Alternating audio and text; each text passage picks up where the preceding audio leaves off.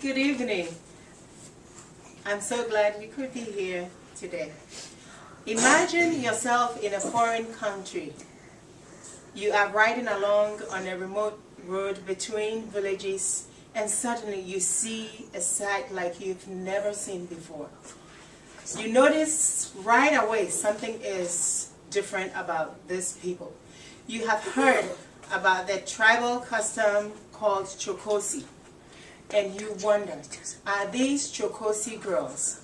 You notice the brightly colored beads around their necks, wrists, and ankles. The color of the beads stands out against pure white cloth wrapped around their bodies, covering only from the waist to just below the knees. Slavery in the modern world, how can it be possible that it still exists? Yes, slavery still exists.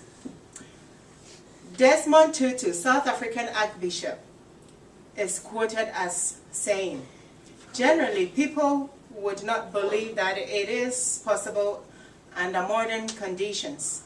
They would say, I think you are making it all up because it is too incredible." Chokosi, a traditionally practice found among the Ewe ethnic group in part of Volta region in Ghana, West Africa, is especially severe, abusive, and a flagrant violation of children's and women's rights. It is also practiced in other countries like Togo, Benin, and Nigeria. Chokosi is a form of religious child slavery where family members surrender the liberty of their children for crimes supposedly committed by others. These victims are mostly females as young as age 5, given by their families to life of servitude, physically and sexual abuse and deprivation, just to pay for the crime of a family member. A practice of slave trading which originated in West Africa, with people being transported to Europe and the Americas.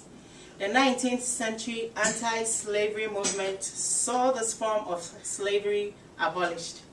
However, Chokosi slavery has continued largely unabated because of its roots in the religious culture of traditional African religion. Chokosi is a system in which a young child is sent to be a wife or a slave to a fetish priest. This is due to some ritualistic beliefs that this child's ancestors owes the gods for dishonoring and disobeying something in the spiritual world. At other times, it is due to a family member offending someone who in turn places a curse on them. Therefore, your entire generation has to pay for this offense. One girl was asked as how she became Chokosi, and she stated, "My grandfather had illegal sex with a Chokosi woman, and so I am paying for it." Children who find themselves in this situation are oppressed and deprived of their rights to live a normal life. It is difficult to picture such a young child as a mother and servant with no childhood at all. These young girls have no opportunity in life to choose their own lifestyle. They live their whole life at the shrine, just working, making babies and working on the farm, and most importantly, satisfying their husband, the priest.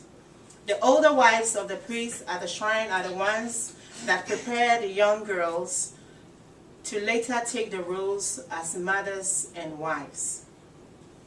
The parents of these children are obligated to provide food and all means of support for them while they live at the shrine. Once a Chokosi reaches puberty, the shrine's fetish priest is entitled to sleep with the girl to consummate the marriage between her and the gods.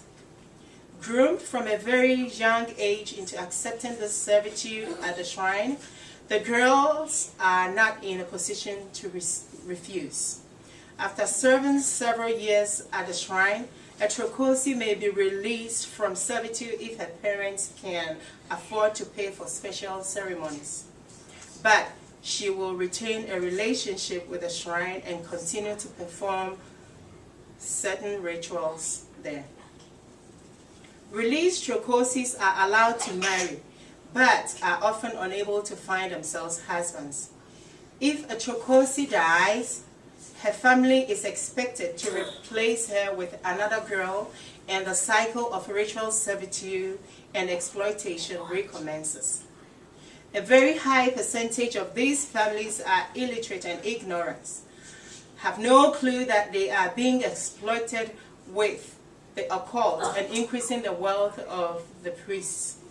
Ignorance is a disease which has to be eliminated throughout the world. Today, this African religion of Trokosi slavery is a source of dismay and embarrassment to many Ghanaians. But through voodoo practices, its power is perpetuated through secrecy, fear, and superstition. In conclusion, Ghanaians Trokosi girls are literally groaning, crying, and begging for mercy. Freedom cannot come too soon. But until this happens, girls are still continuing to be given into ritual servitude today. Thank you very much.